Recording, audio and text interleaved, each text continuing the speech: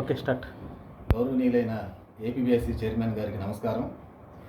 ఏదైతే గత 10-15 రోజులుగా గ్రూప్ 2 యాస్పిరెంట్స్కి మెయిన్స్ ఎగ్జామ్ జరగబోతున్నటువంటి తరుణంలో ఈ యొక్క రోస్టర్ ఎగ్జామ్స్కి సంబంధించి గత 10-15 రోజులుగా కోర్టులో మరి కేసు నడుస్తున్న విషయం మనందరికీ తెలిసిందే.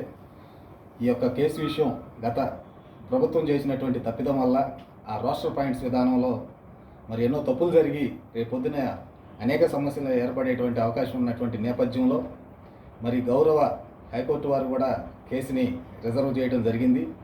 మరి ఈ పరిస్థితుల్లో మరి గవర్నమెంట్ మేము ఒకటే కోరుతా ఉన్నాం, మరి ఈ విషయాన్ని పూర్తిగా మీరు కూలంకుషంగా ఆలోచించి రేపు మరి జరగబోయేటువంటి మెయిన్ ఎగ్జామ్స్లో ఎవరైనా స్టూడెంట్స్ మరి దగ్గర ఎగ్జామ్ అవుతుందంటే ఎంతో ఉత్సాహంగా చాలా సీరియస్గా చదువుతూ ఉంటారు.